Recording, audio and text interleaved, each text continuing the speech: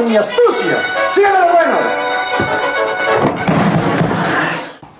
Pero el Chapulín Colorado, y esto es serio, Sí, sí. el heroísmo no consiste en carecer de miedo, sino en superarlo. Todos mis movimientos están fríamente calculados. Te pico en la oreja. Te pongo parejo. Aquellos no tienen miedo. Batman, Superman son todopoderosos, no pueden tener miedo. Claro. El Chapulín Colorado se muere de miedo, es torpe, débil, tonto, etc. Tu cara está aguada.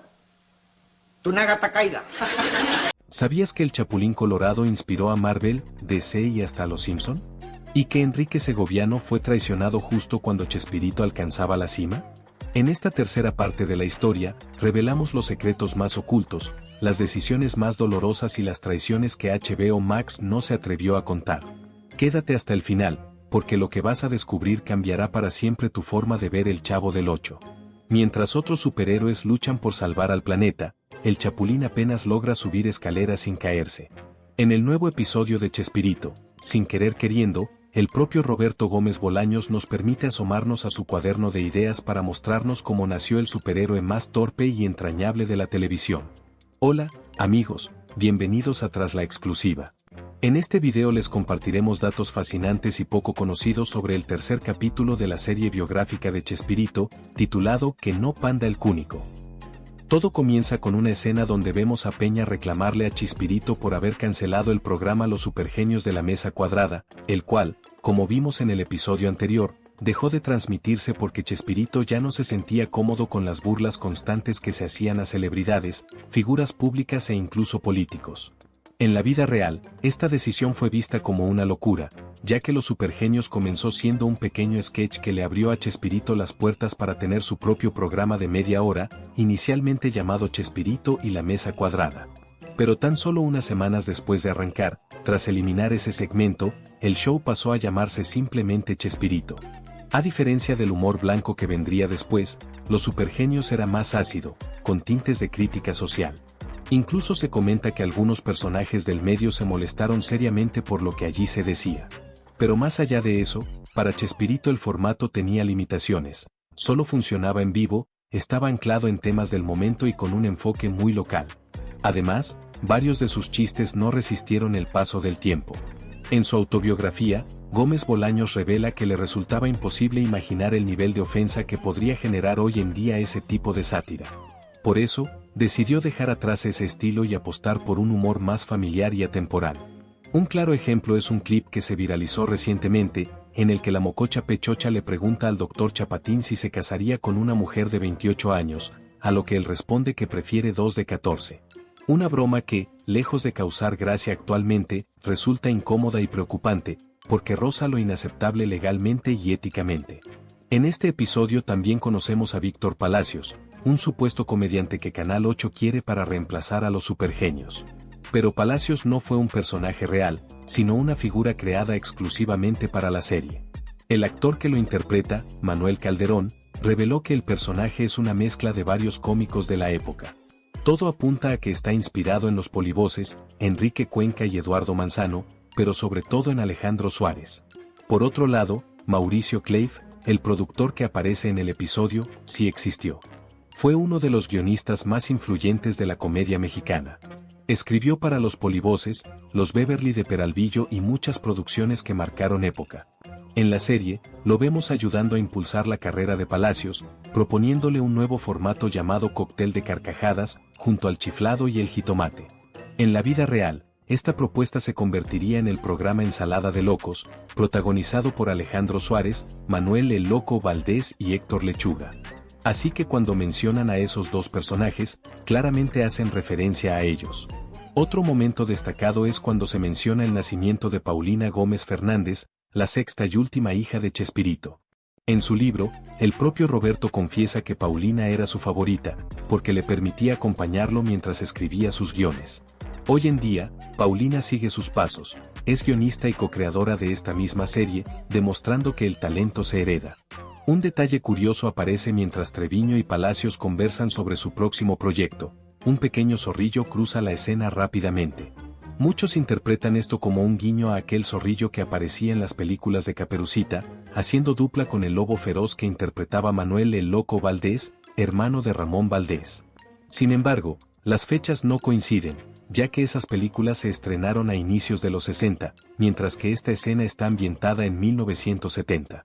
En otra escena vemos a Chespirito buscar inspiración leyendo una biografía de Charles Chaplin, su ídolo y la figura artística que más lo marcó. Chaplin fue un referente absoluto para Roberto, tanto en estilo como en visión del humor. La serie nos muestra que, tras la cancelación de La Mesa Cuadrada, Chespirito sintió una gran presión por llenar ese espacio o de lo contrario perdería su lugar en la televisión. Aunque esa presión fue real, la forma en la que nos cuentan cómo creó al Chapulín Colorado es algo más fantasiosa. En el episodio, vemos a Chespirito obteniendo ideas de todo tipo, comentarios de su esposa, ocurrencias de sus hijas. Sin embargo, en su biografía explica que, ante la urgencia de generar contenido nuevo, recordó a un personaje que muchos comediantes habían rechazado anteriormente, el Chapulín. Es decir, esa idea ya rondaba su mente desde mucho antes. En un inicio, Chespirito nombró a su personaje el Chapulín Justiciero, pero tuvo que modificarlo tras enfrentar varios inconvenientes con el color del vestuario. Tal como se muestra en la serie, su idea original era que el traje fuera verde, pero el uso del croma complicaba todo. El azul también resultó problemático, y el negro le parecía muy lúgubre. El blanco, por su parte, generaba reflejos molestos con las luces del set. Finalmente, el único tono que funcionaba bien fue el rojo, así que decidió adaptarse y cambiar el apellido del personaje de Justiciero a Colorado. De esta manera justificaba el color, pero también halló una conexión con la clásica frase de los cuentos, colorín colorado, este cuento se ha acabado. Curiosamente, en uno de los episodios del Chapulín, él mismo explica que su apellido Colorado lo heredó de su padre, Pantaleón Colorado y Roto, y que su nombre fue elegido por su padrino, un entomólogo apasionado por los insectos. Mi apellido Colorado, porque mi papá se llamaba Pantaleón Colorado y Roto. Pero la mayor revelación fue descubrir que su apellido materno era Lane, como Luisa Lane, insinuando que ella era su madre. Así, el nombre completo del superhéroe más entrañable de la televisión latinoamericana sería Chapulín Colorado Lane. Hace falta el apellido de su madre. Se apellidaba Lane. Lane. Qué curioso. Así se apellida Luisa Lane, la novia de Superman. Originalmente, el traje del Chapulín también tenía unas pequeñas alas, parecidas a las de los insectos, pero fueron eliminadas muy pronto. No solo no aportaban nada útil, sino que también le estorbaban bastante durante las grabaciones. El Chapulín Colorado debutó en 1970 como una sección dentro del programa Chespirito, con el mismo grupo de actores. Fue tal su impacto, que para 1973 ya contaba con su propio espacio, permaneciendo más de 8 años al aire, aunque luego seguiría apareciendo ocasionalmente en el programa original. Desde sus primeros capítulos, el éxito fue arrollador.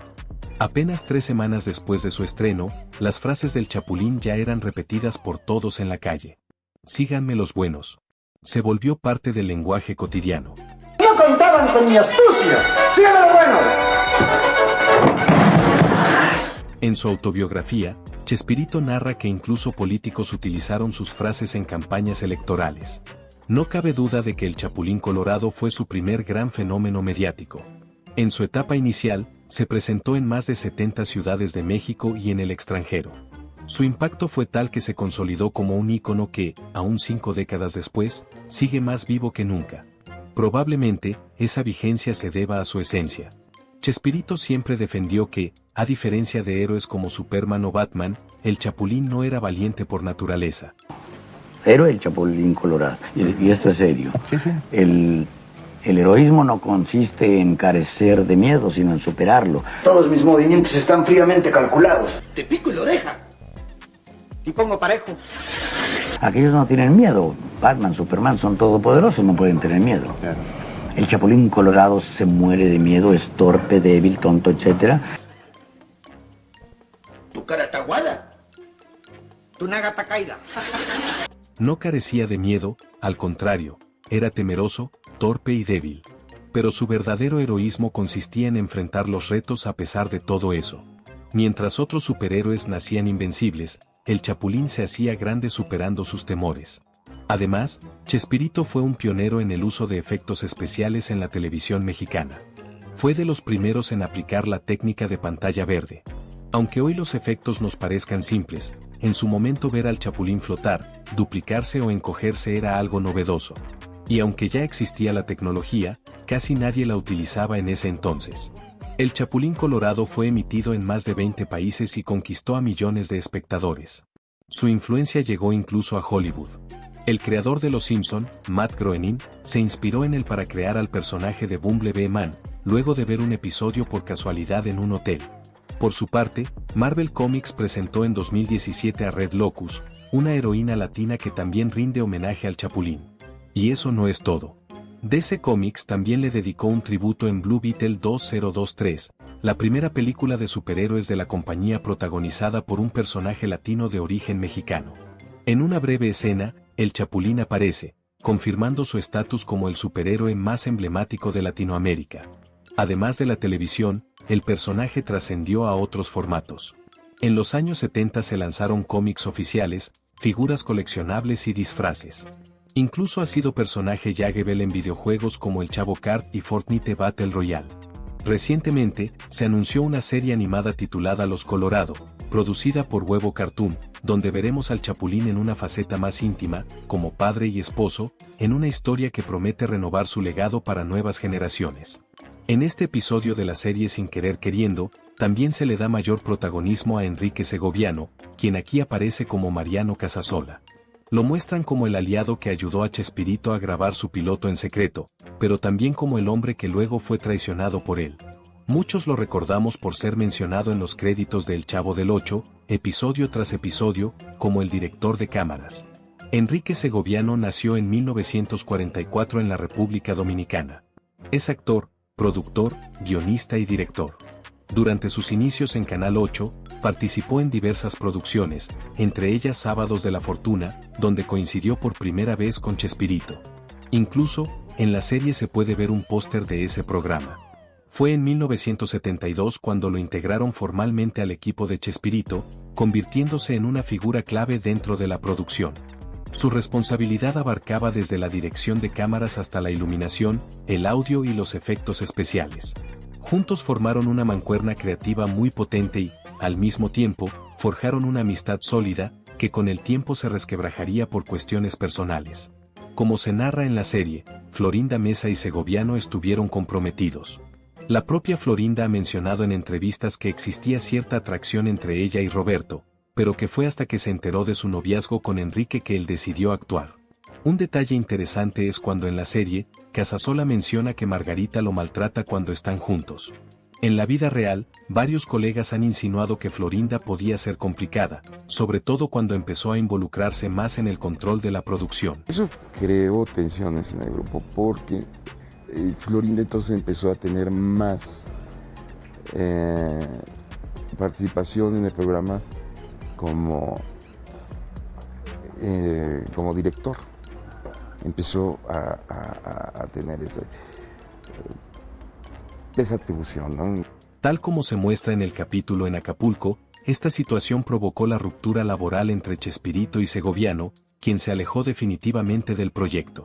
A partir del episodio 225 de El Chavo, se renovó la entrada, y ahora se presentaba a Roberto Gómez Bolaños como director general. Tras su salida, Segoviano dirigió el programa Odisea Burbujas y su carrera fue en ascenso, produciendo programas exitosos como 100 mexicanos dijeron, atínale al precio y todo mundo cree que sabe. Hoy, a sus 80 años, está completamente retirado tanto de la televisión como de la vida pública. Una verdadera pena, porque sería muy revelador conocer su perspectiva sobre todo esto. Uno de los dilemas más grandes que enfrentó Chespirito en este capítulo fue decidir cómo cerrar la trilogía de episodios del Chavo en Acapulco, si con una escena en la alberca o en la playa. Esta conversación genera el enojo de Mariano al ver que Roberto discute el tema con Margarita, quien ni siquiera formaba parte del equipo creativo. Pero es que Chespirito encontró en ella la atención que su esposa no podía brindarle, ya que estaba completamente enfocada en cuidar a sus 6 hijos, mientras que él solo pensaba en su programa. Dos mundos distintos con prioridades distintas. Como todos recordamos, la historia concluye con una emotiva escena en la playa, donde los personajes se reúnen frente a una fogata mientras el Chavo canta Buenas noches, Vecindad, una melodía nostálgica que suena a despedida. Coincidentemente, fue el capítulo que marcó la salida definitiva de Carlos Villagrán y también de Enrique Segoviano. Después del enorme éxito de El Chapulín Colorado, vemos a Chespirito firmar un contrato con Canal 8.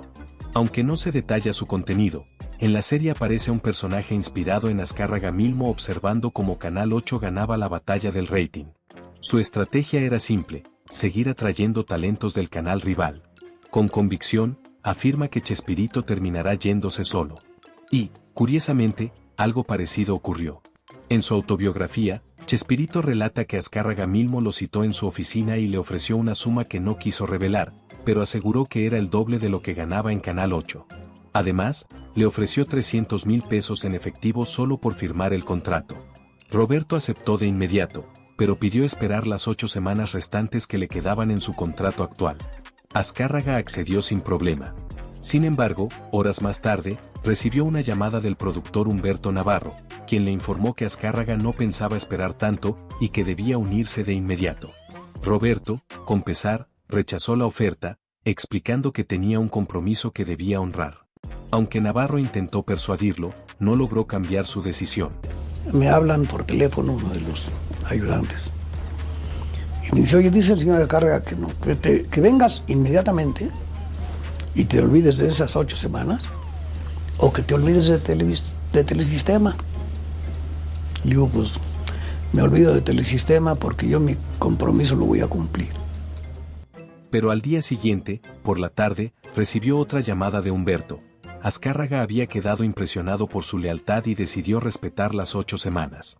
Fue entonces que Chespirito le respondió con firmeza, ahora tendrán que esperar 60 semanas. ¿La razón? Esa misma mañana, los directivos de Canal 8 lo convocaron para hacerle una contraoferta. Le igualaron el sueldo que le ofrecía Azcárraga y además le extendieron su contrato. Finalmente, no fue necesario esperar tanto tiempo. Antes de que vencieran esas supuestas 60 semanas, Canal 8, Televisión Independiente de México, se fusionó con Telesistema Mexicano, formando la empresa que hoy todos conocemos como Televisa. Fue así como El Chavo del Ocho pasó a transmitirse en el Canal 2, y posteriormente se rebautizó simplemente como El Chavo. Chespirito fue un genio, pero también un hombre con errores, decisiones difíciles y conflictos que marcaron su legado. Esta historia no solo trata sobre la televisión, sino sobre la fragilidad humana detrás del ídolo. Si este video te hizo sentir, reflexionar o recordar, déjanos tu like, comenta tu parte favorita y comparte este contenido con todos los que crecieron con El Chavo.